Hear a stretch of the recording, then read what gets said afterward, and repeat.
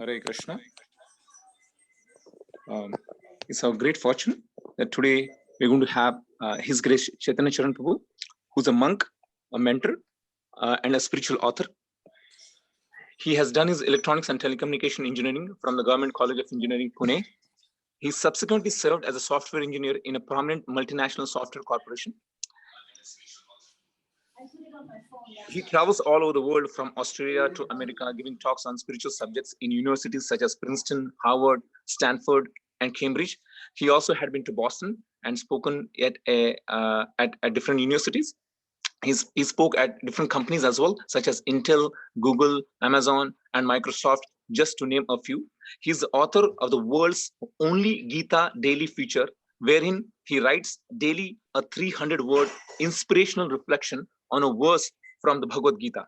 Till now, he has written over 1,700 Gita meditations that are posted on www.gitadaily.com and are read through daily feeds by thousands from all over the world. He also answers questions by seekers on his site www.thespiritualscientist.com, where he hits over 300,500 audio answers and several hundred articles are available. His articles have been published in many national newspapers, Indian newspapers, including Indian Express, Economic Times, and Times of India in the speaking tree column. His writings in English have been translated into several foreign languages, including German, Chinese, and Romanian, and several Indian languages, including Kannada, Telugu, Bengali, Hindi, and Marathi. He is a member of ISKCON's leading intellectual body, the Shastric Advisor Council, and is the associate editor of ISKCON's global magazine, Back to Godhead. He is the author of 25 books. All of them are listed on the thespiritualscientist.com. So please take a look at all of them. And he has written numerous articles in so many newspapers, including Times of India and Economic Times. The links are there given on his website, thespiritualscientist.com. He has been practicing the bhakti life for almost more than 2 decades. He has been a monk after his college. He joined the Hare Krishna movement and he started practicing the bhakti yoga. So let us welcome His Grace Chaitanya Charan Prabhu to our ISKCON Boston congregation. Please give a warm welcome by loudly chanting Haribol. Haribol. Haribol. Haribol. Bol. I request Saikan Prabhu that please hand over the control to Chaitanya Charan Prabhu so that he can begin the class. So just to give an idea, this class is also being live streamed on the YouTube channel. So even though the number of audiences are less here, so you'll see so many people on the ISKCON Boston YouTube channel. Thank you. Saikan Prabhu, please transfer the control to His Grace Chaitanya Charan Prabhu. Hare Krishna. Hare Krishna. Am I audible to all of you? Yep. Okay. Yes. Yes, Prabhu. Om Ajnanatimirandasya Yes, Prabhu. Jnananjana Shalakaya Chakshurunmritam Yena Tasmai Shri Gurave Namaha. Hare Krishna. I'm grateful to be here with all of you today. And today I'll speak based on the Bhagavad Gita, chapter 13, text 8, about the characteristics of knowledge. The Bhagavad Gita in this particular chapter, 13th chapter, describes what comprises a knowledgeable person. And it doesn't talk in terms of degrees, but it talks in terms of qualities. Knowledge is in terms of virtues. And the first virtue that the Bhagavad Gita mentions over there is Amanitvam Adambhitvam Ahimsa Shantirarjavam Acharyopasanam Shaucham Dhairyam Atma Vinigraha. So the first virtue that Krishna talks about in the Bhagavad Gita is humility. So the topic broadly I'll speak on today is how humility can empower us amid adversity. Amid adversity, how humility can empower us.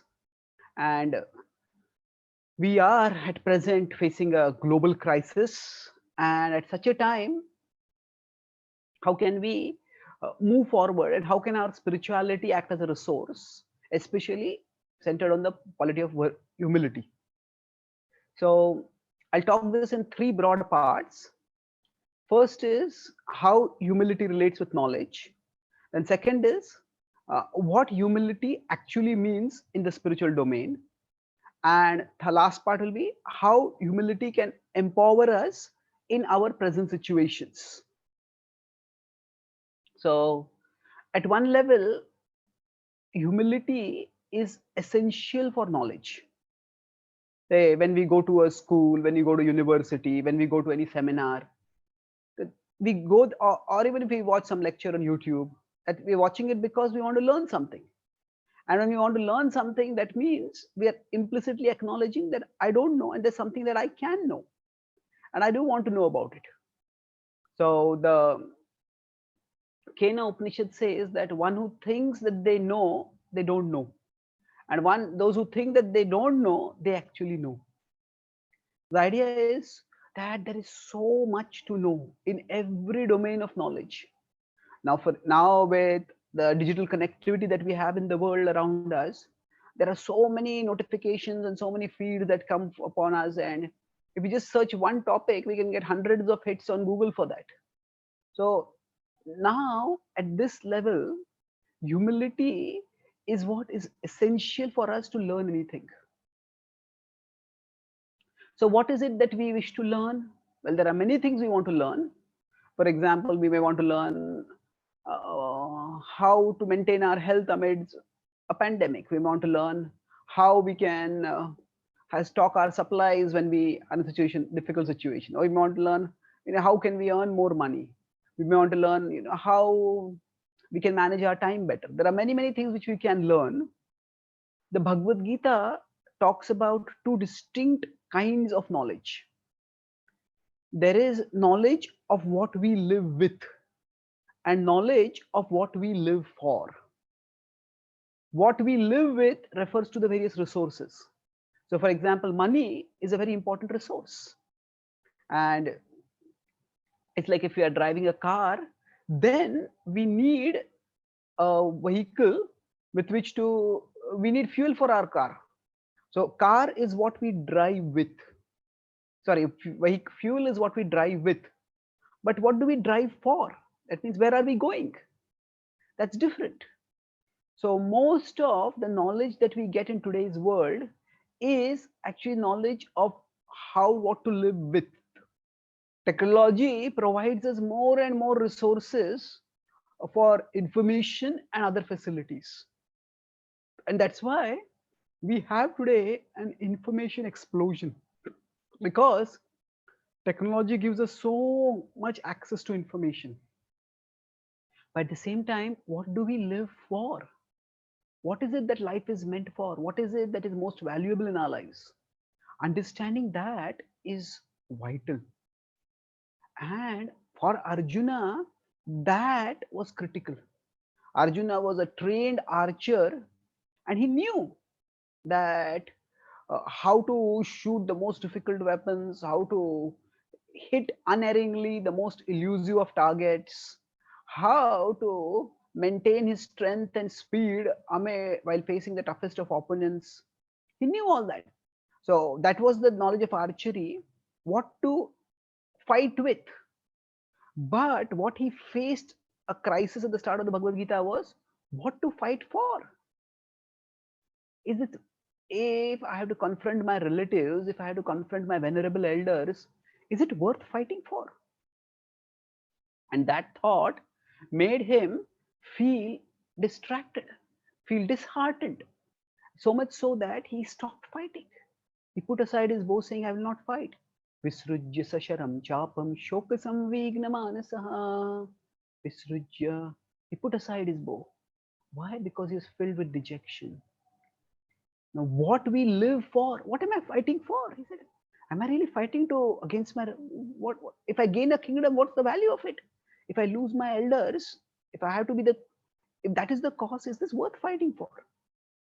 So the Bhagavad Gita is spoken to give Arjuna a vision of what he is fighting for. Not just what he is fighting for, but what he is living for.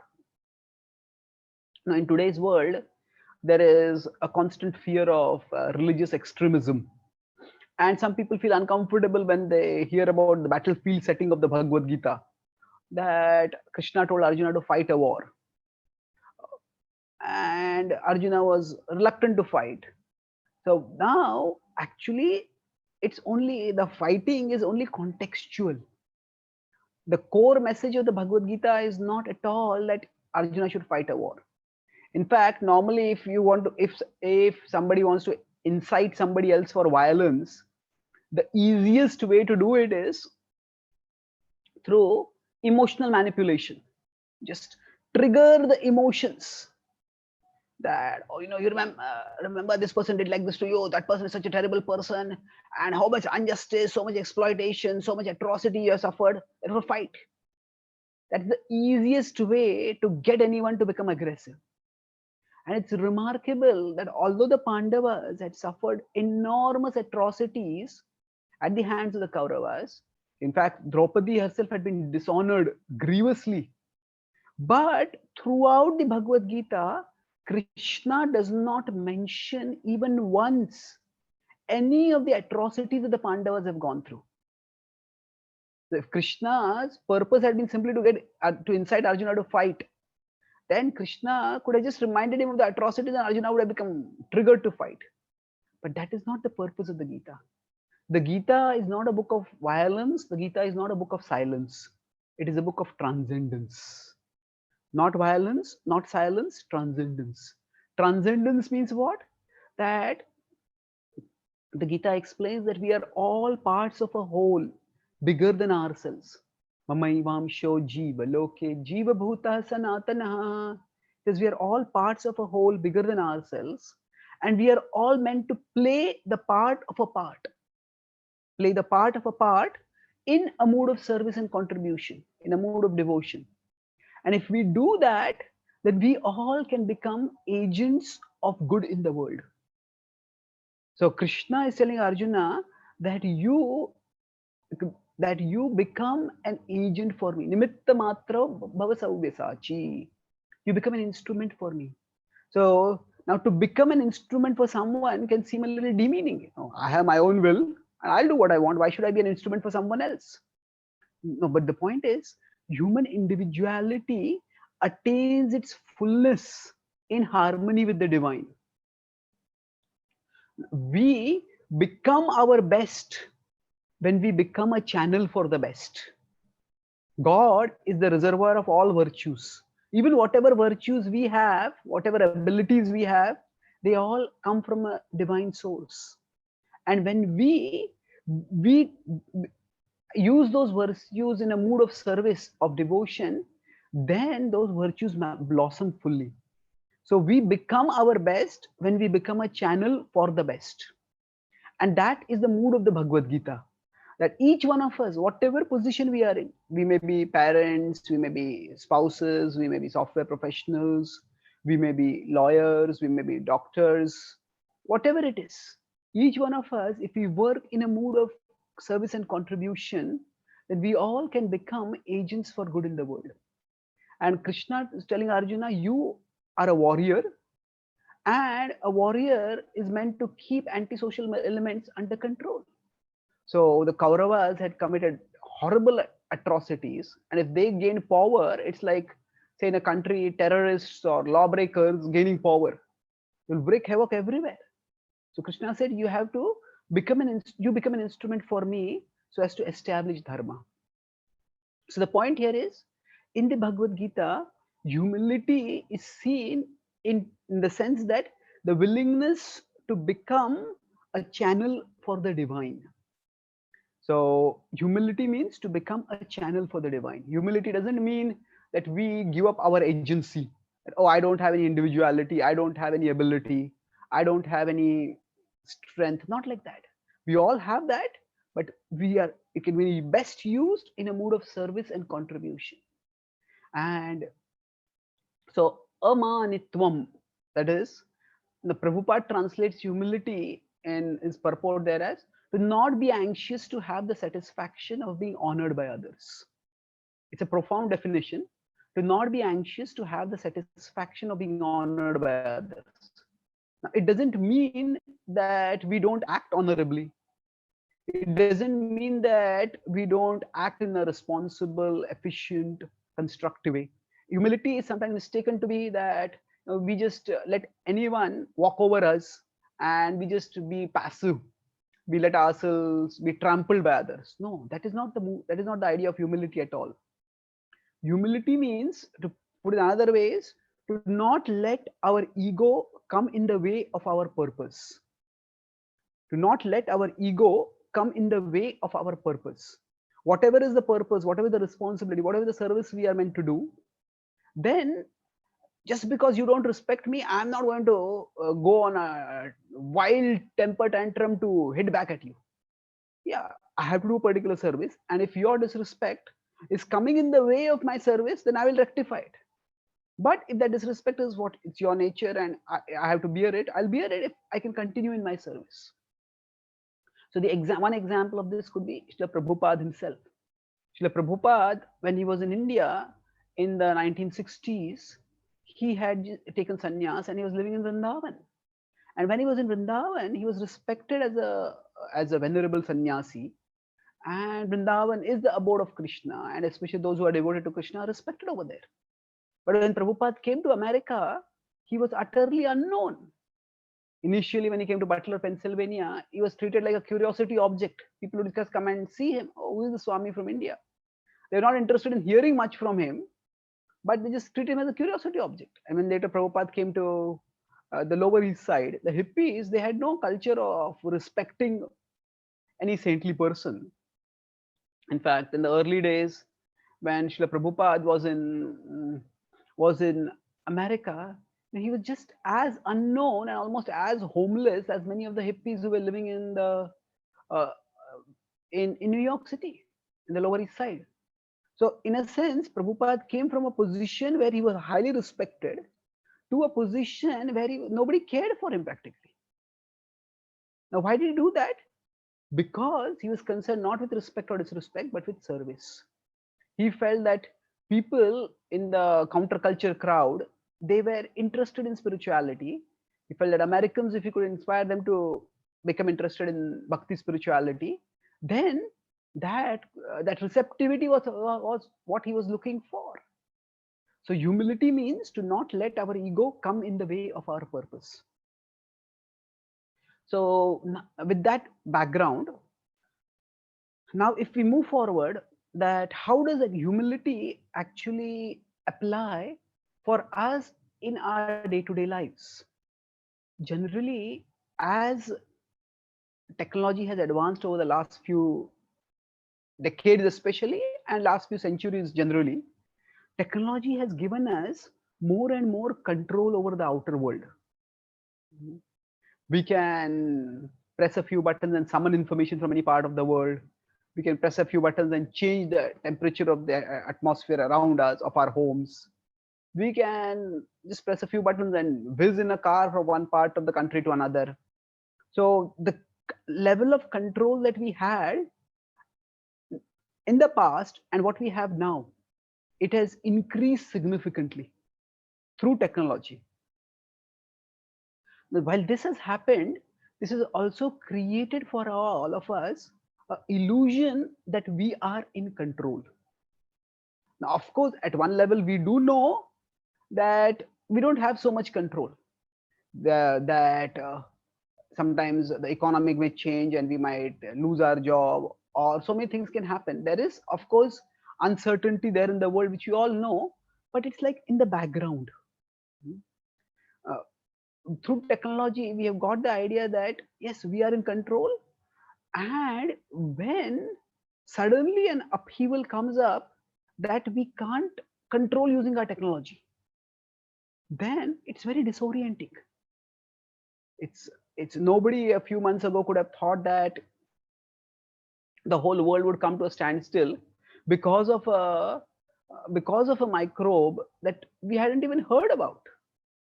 The microbe is so tiny. Now viruses are supposed to be so tiny that they are not visible even to bacteria, and bacteria themselves are so tiny that they are not visible to us humans, to our unaided eyes.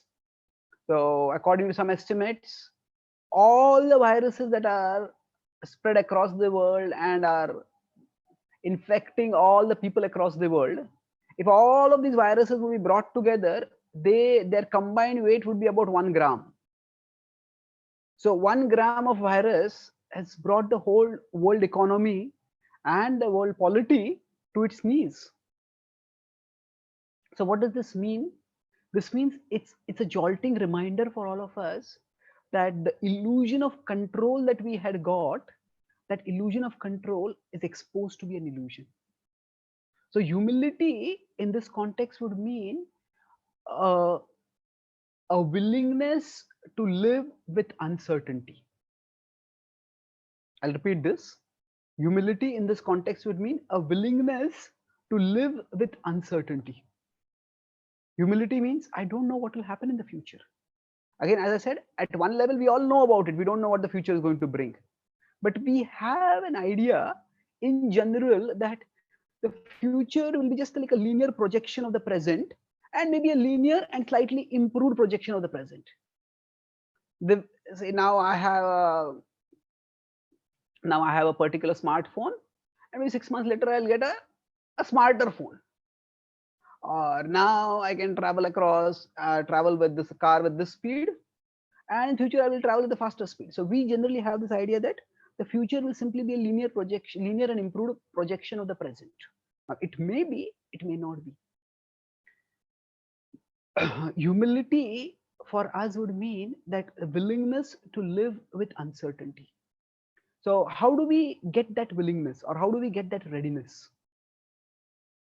Again, going back to the first point, when I said that there is what we live with and what we live for.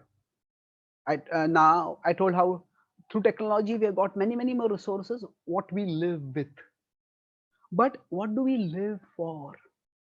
What is it that ultimately matters in life? What is it that will bring meaning and fulfillment in our lives? Now that is something, what we live for is not something we think about much in the general course of our lives. Quite often it is because if we think too much, everything can seem somewhat pointless, because we all know, although we may not openly or not directly think about it, we all know that we are going to die one day, and death means that it seems like everything would be destroyed. If everything that we have worked for would be destroyed, then what is the point of living for? So the idea would be that what am I living for? That we may think, oh, I'm living so that I can have a big house. I can live so that I can have a big salary, or I can live so that, so many things we can think of. But okay, what after that? So what after that? Now, there are, as I said, there are two things: what we live with and what we live for. So when I said that that was the first point I made. Second point made, humility means that we understand that we are a part, and we meant to become an instrument of the whole. And then I talk about humility as the willingness to live with uncertainty. So putting these three things together, what we come to an understanding is that we all as living beings need a certain level of control, without which we can't live. Say all of you now are sitting probably in your own homes and attending this talk. Now suppose somebody were sitting next to you, and if it's a, imagine if somebody sitting next to you suddenly pounced on you and punched you in the face. What happened? Why did you do that? It would be completely unexpected. Now imagine if you were in a temple or a community setting, and then you were hearing a talk, and if you're worried that the person next to you is going to slap you, then you wouldn't be able to focus on the class. To focus on the class, you have to have certain level of certainty that okay, the person next to me is also sane, that person has also come here to learn something, and we will all sit together and learn. So for us to do anything, we need a certain level of certainty. Now we don't want 100% certainty. Why? Because say for example, if we are hearing a talk and we already know everything that the person is going to speak, then the talk becomes boring. What's the point of this? I already know it. So we want some amount of novelty, some amount of unpredictability. Hey, I didn't think about this point. That's an interesting example. So we basically, for us, for our life to have a life needs to have a healthy blend of certainty and uncertainty, a certain level of stability and a certain level of novelty. It's like in relationships.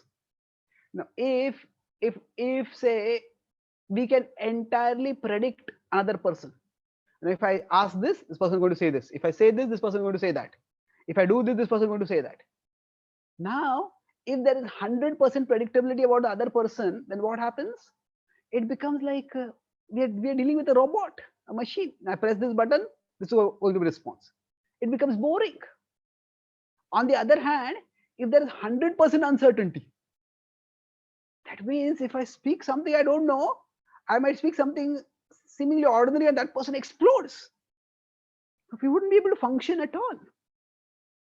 So for relationships to be dynamic, there has to be a healthy blend of, say, predictability and unpredictability, certainty and uncertainty. This applies in relationships. It applies in, say, here while hearing a talk. It applies in every walk of life. It applies in life in general. That we need a certain level of control, a certain level of certainty, certain level of predictability, and then we can accept, okay, other things are unpredictable. So at such a time when so many things around us are changing in unexpected ways, and now we don't know how soon we'll be able to find a vaccine, or the disease or the infection will abate. We don't know when things will come to a normal. Some people are saying we won't go to the normal, we'll have a new normal. So whatever it is, the future is always unpredictable, but now the unpredictability is much more undeniably evident to us. And because of that, when that happens, we need a certain level of stability and certainty. So then whatever is the uncertainty around us, we can cope with it, we can manage it. Now it's one more example to illustrate this point, that say if we are in an ocean and we are just being battered by the waves, one wave we are following the ocean and this wave is tossing us that way, that wave comes and tosses us that way, we will not be able to go anywhere at all. But if there is an anchor and we hold on to that anchor, then that anchor is our certainty. Yes, the wave, I can't predict where the waves are going to come from. I can't predict how strong the waves are going to be. I can't predict how often the waves are going to come. But what I can predict is, if I hold on to the anchor tightly, I can be stable. If I hold on to the anchor, I can be steady. So humility begins by acknowledging that we need an anchor to hold on to. We need an anchor to hold on to. And quite often we all have our particular anchors. We might think that my bank balance is my anchor. It could be my contacts are my anchor. My health is my anchor. My family is my anchor.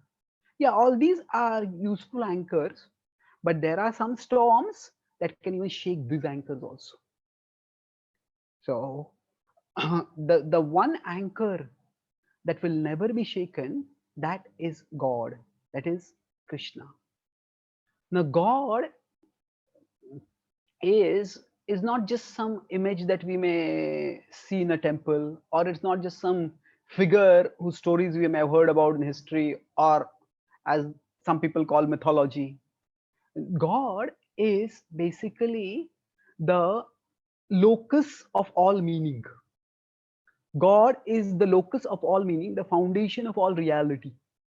God is natad asti vina yatsyan maya bhutam characharam ichchapi sarva bhutanam bijam tadaham arjuna.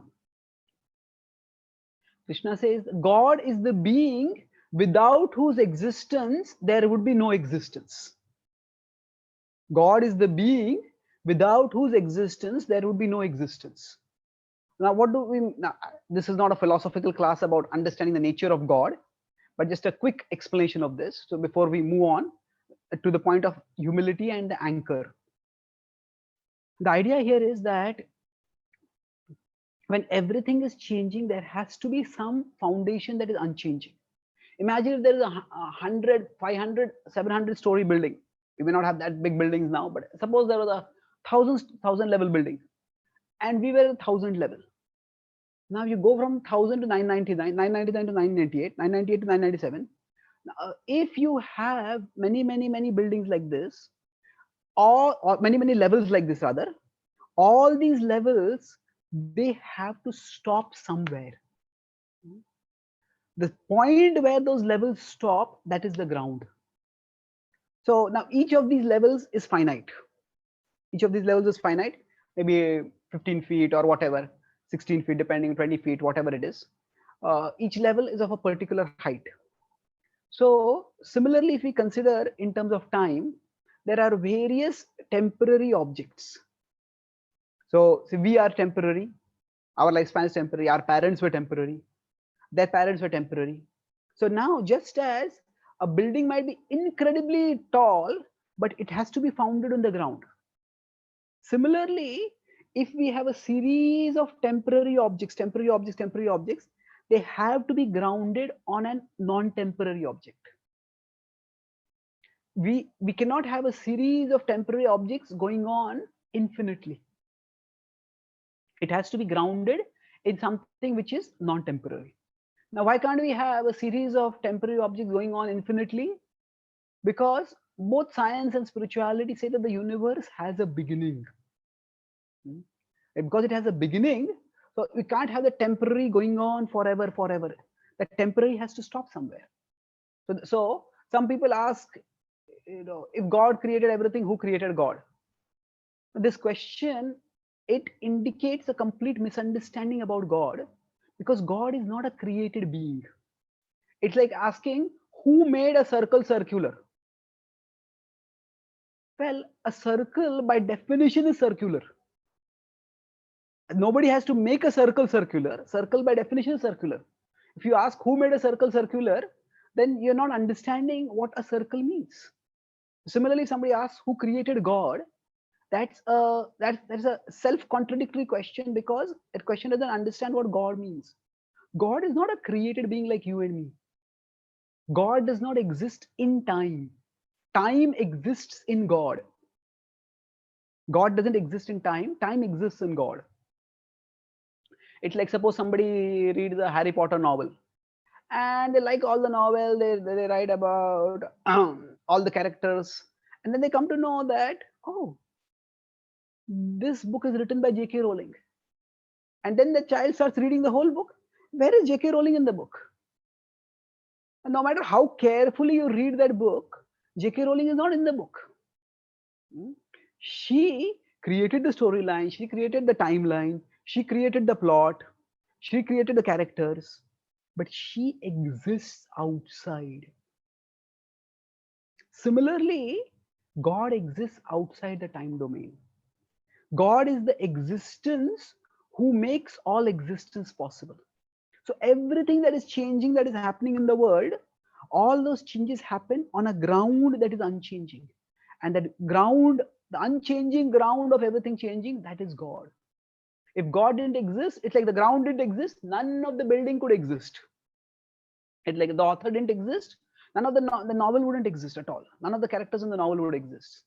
So just as the author is the character, or the author is the person who makes all the persons in the novel possible. Similarly, God is the existence who makes all existence possible. So the point here is that God is the supreme unchanging reality. And each of us, for us, the ultimate anchor is God.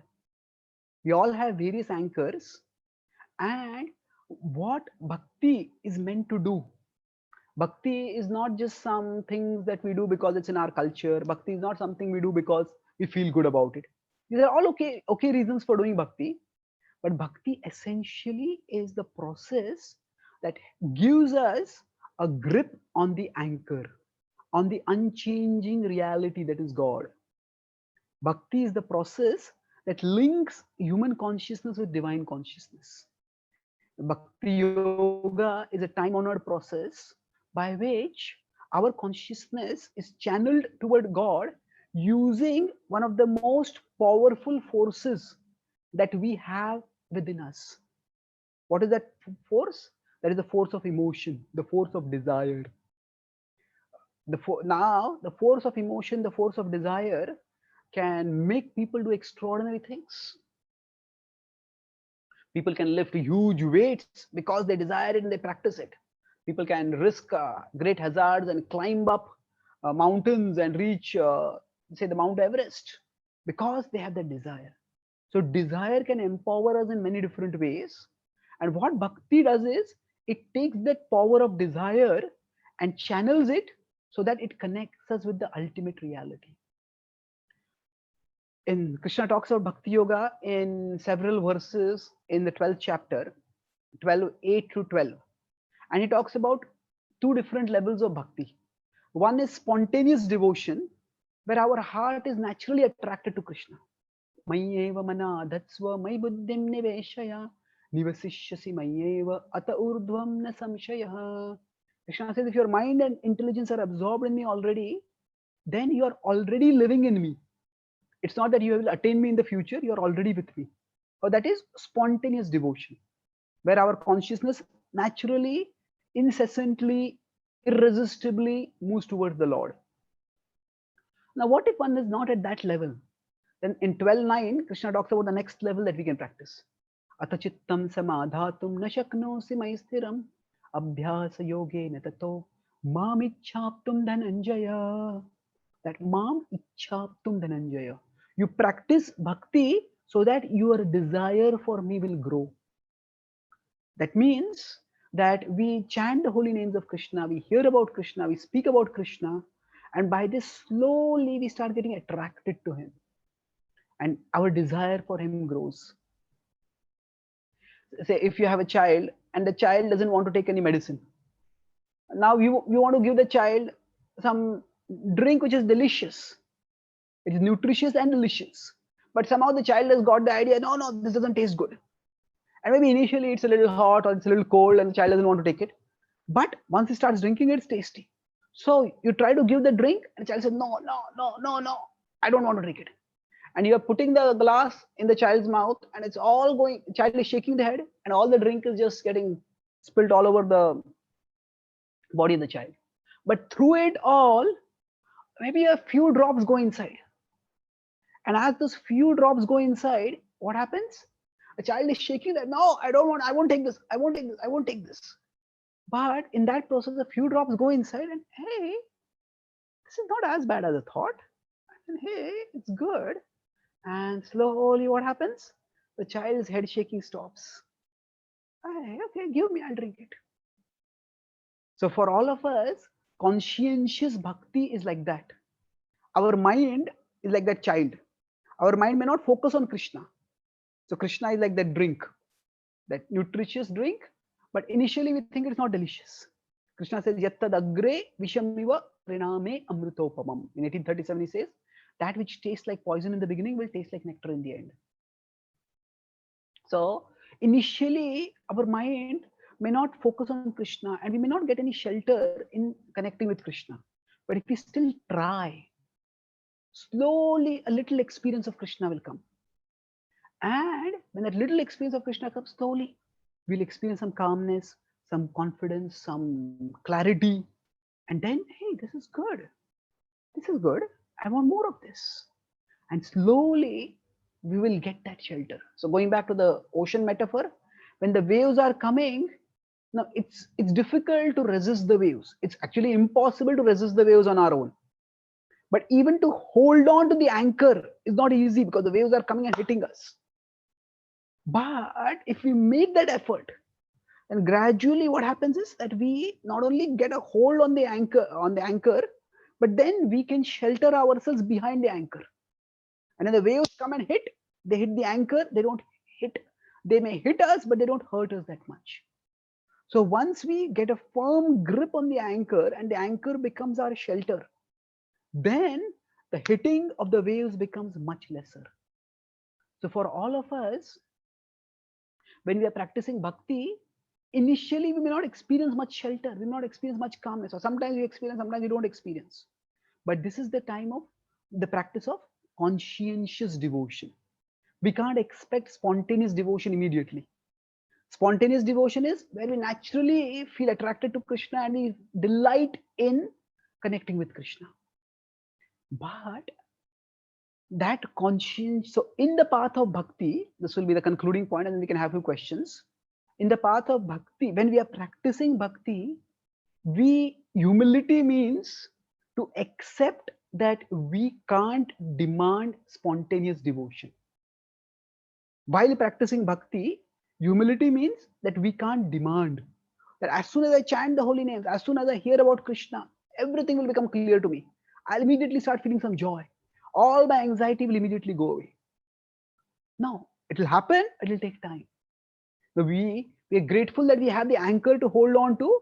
Let's hold on to that anchor. And if we hold on to it, then gradually, as our grip on the anchor becomes stronger, as we bring the anchor to defend ourselves, the storms of life will hit us lesser and lesser. So that humility, what is that humility in practical terms for us? If we understand that whatever happens, I'm a part of Krishna. And whatever happens, I'm meant to serve Krishna. If I try to serve Krishna, if I try to act in a mood of service and contribution, I will grow spiritually. I will go closer toward Krishna. I will get inner calm. I will gain inner confidence. I'll gain inner clarity, and I'll be able to move forward. So that service attitude is through the seva bhav is what we express our humility through. So we do in today's situation, amid the adversity that is unfolding across the world, we don't know what the future will hold, but we can know who holds the future. We can't know what the future holds, but we can know who holds the future. Krishna holds the past, present, and future. Vedaham samatitani, vartamanani cha Arjuna, bhavishyani cha bhutani, mam tu vedana kaschana. So understanding this, that Krishna holds the future. So if we hold on to Krishna, whatever comes in the future, Krishna will help us deal with that. Krishna will help us go through it. Now, our bodies are destructible, but our soul is indestructible. Our body may be virus prone, but our soul is virus proof. And Krishna is with us always. He will guide us through whatever danger comes. Sometimes the protection will manifest at the material level. Sometimes it may not be manifest at the material level. But if we keep ourselves sheltered in Krishna, if we take shelter of Krishna by the practice of bhakti, we will find that no matter what storm comes, we will weather that storm. Not only will weather that storm, but we'll emerge stronger through that storm. Not just because we have become stronger, but because we have got a stronger realization of the source of all strength. We may never become strong enough to stop the waves, stormy waves when they come. But if we learn to hold on to the anchor, to take shelter of the anchor, then that will be our strength to face life's storms. And in this way, we all can, by the humility to stay connected with Krishna, we can all face even life's greatest adversities and emerge through them stronger and closer to Krishna. Now, I'll summarize what I spoke today. I spoke on the topic of how humility can empower us. I started by talking about, first, Krishna talks about knowledge in terms of virtues, not in terms of degrees or information, but in terms of the cultivation of qualities in the heart. And the first quality he talks about knowledge is humility. At one level, we need humility to learn anything in any field. If we don't have humility, we can't learn at all. And this applies to both knowledge of what we live with and what we live for. So today's world can give us a lot of knowledge of what to live with. how we can earn money, how we can buy this phone, how where we can get this food. So much we can get that. But the knowledge of what to live for, that was a knowledge that Arjuna didn't have when he had to fight the Kurukshetra war. He had the knowledge of how to fight, but what to fight for, that Krishna gave him. You're not fighting just to win the kingdom.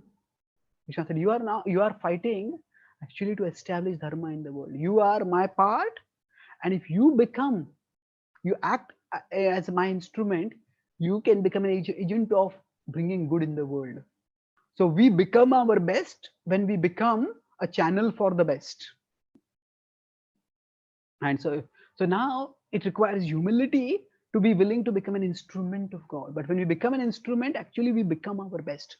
It is not repressing our individuality, but actually releasing the best of our individuality.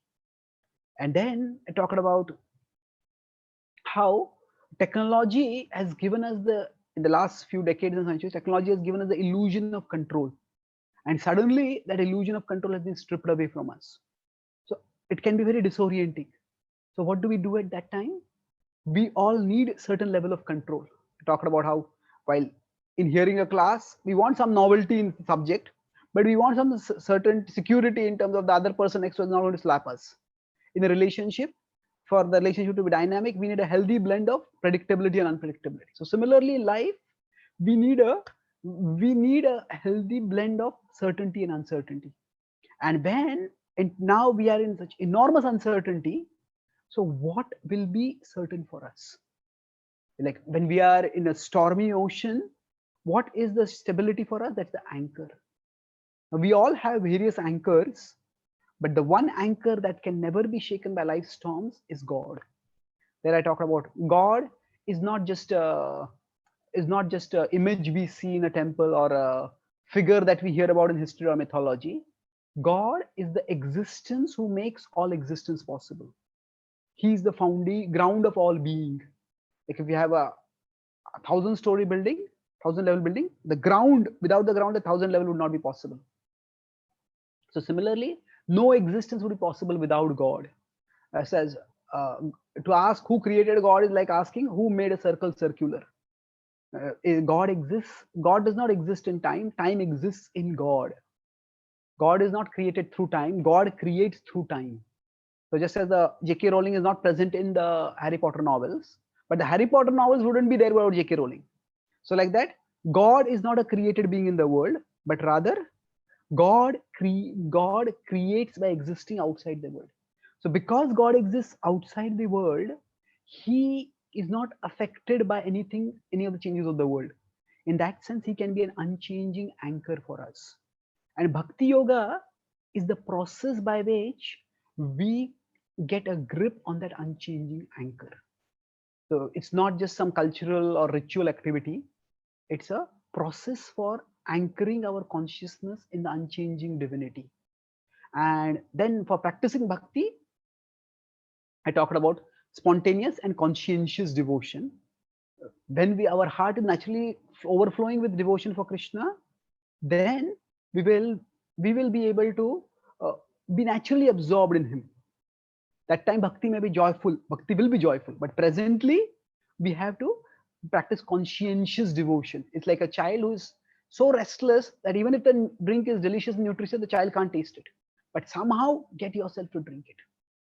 So for us, while we are practicing bhakti, means humility means to know that we can't demand spontaneous devotion. We can't immediately demand taste in devotion, but we still practice, and by that practice, slowly our grip on the anchor of Krishna will become stronger. And when then grip becomes stronger, then the waves of life storms will hit us lesser. So holding on to that grip of Krishna, what a grip of the anchor, what does it mean? It means trying to have a service attitude. Krishna, whatever situation you are in, whatever situation I am in, I'm your servant. I want to serve you. How can I serve you in this situation? And when we have that seva bhav, we always find some way to keep serving Krishna and moving forward. So we can't know what the future holds, but we can know who holds the future. And we can hold on to the one who holds the future. And when we do this way, then Our bodies are virus prone, but our souls are virus proof. We, whatever storms life sends our way, by holding on to the shelter of Krishna, we can not only weather those storms, but also emerge stronger, because we will have got stronger realization of the source of all strength. Thank you very much. Hare Krishna. So are there any questions or comments?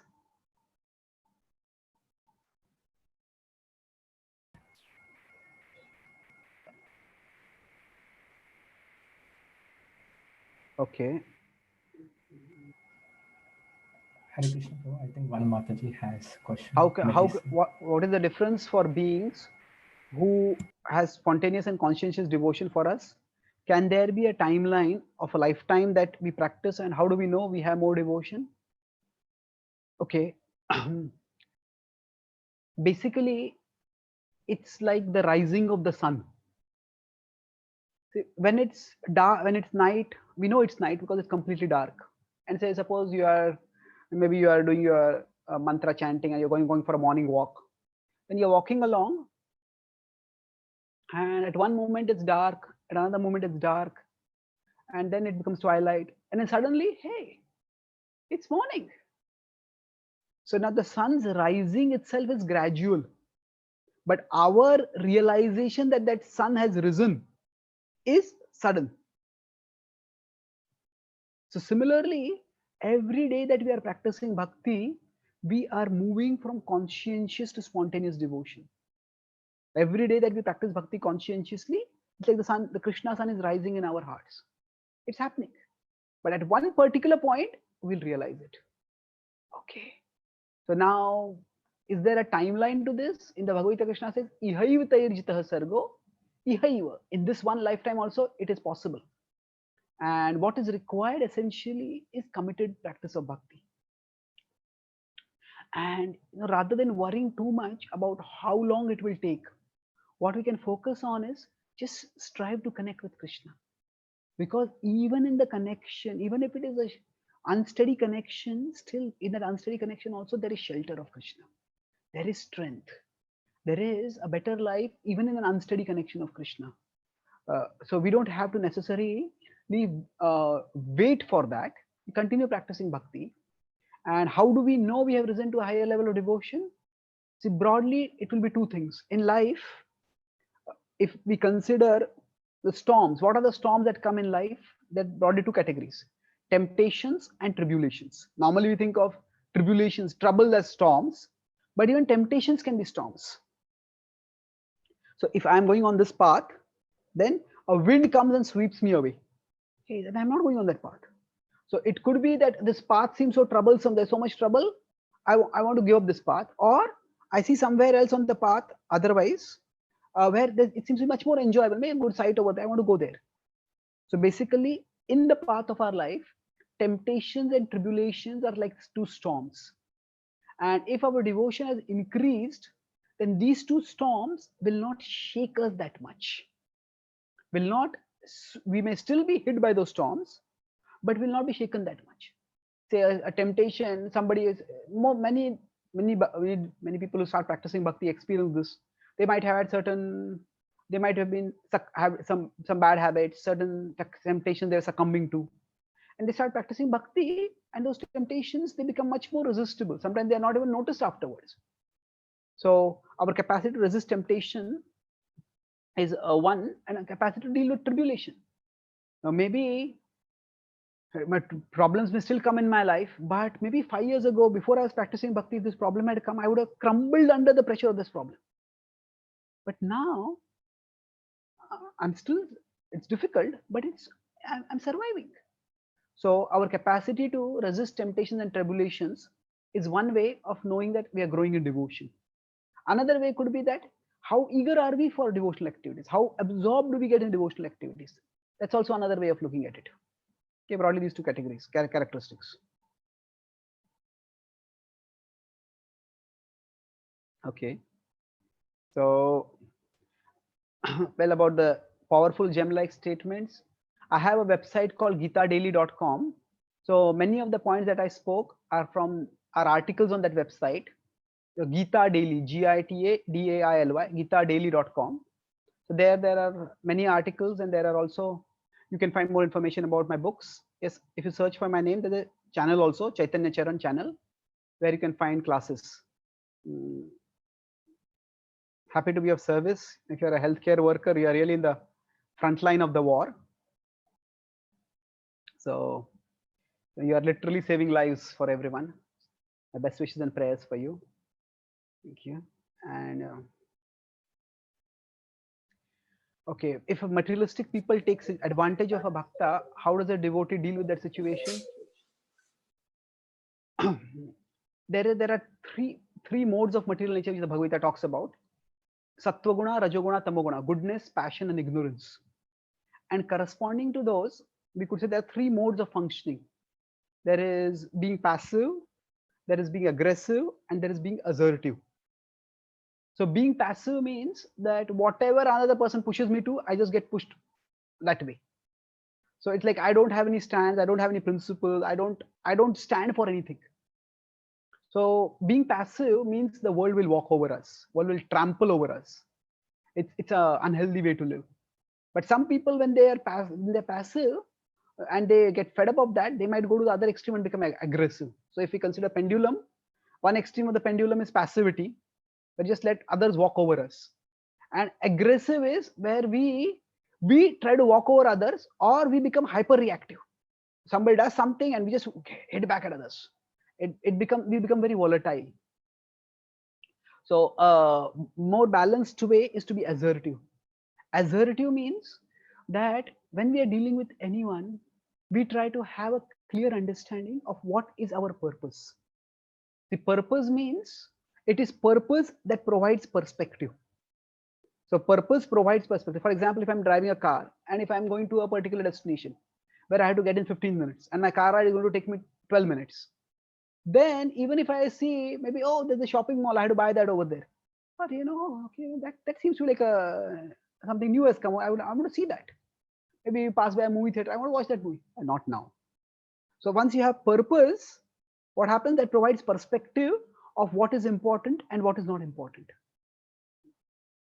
So if we find around us people are trying to take advantage of us, then we have to decide what is important for us. And if some things are important for us, then we stand up for them. And some other things are not that important for us. If we want to let the other person have their way, it's not that we have to be fighting for everything. So when we are passive, we don't fight for anything. When we are aggressive, we fight for everything. But when we are assertive, we are clear about what things are important for us. And for the things that are really important, we stand up for them. So in a sense, we choose our battles. So if somebody is taking advantage of us, then we have to see what is the practical consequence of that. Is it that they're dumping too much work on us in our office and then we have to do it all? And well, if that is going to help us in our career and that's what we like to do, that's fine. But if it's a disproportionate amount of work they're dumping on us, then maybe we need to report and stand up for ourselves so that we have time for our other activities and life is fair. So we definitely have to stand up for ourselves, but we don't have to be fighting for everything. So that discretion has to be there. And in general, if we have our purpose clear, then we will be able to have that discretion. So the world is a tough place and we have to stand up for ourselves.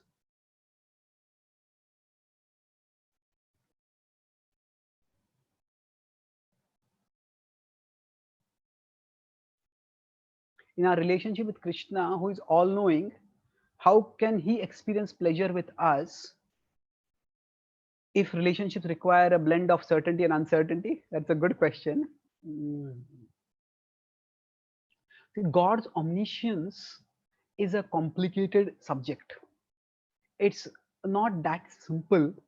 So one way of understanding it is that God's knowledge of the future is like our knowledge of the past. Now, what does that mean? Our knowledge of the past is knowledge without intervention, without control. I know I woke up at this time, I slept at this time, I did this at that time. I know it, but I can't change it. So God, that is our knowledge of the past. God's knowledge of the future is similar. Not that he can't intervene, but he doesn't intervene. So he doesn't intervene. So now where is the unpredictability for Krishna, for God in his relationship with us? It is in the way we express our free will in a mood of service.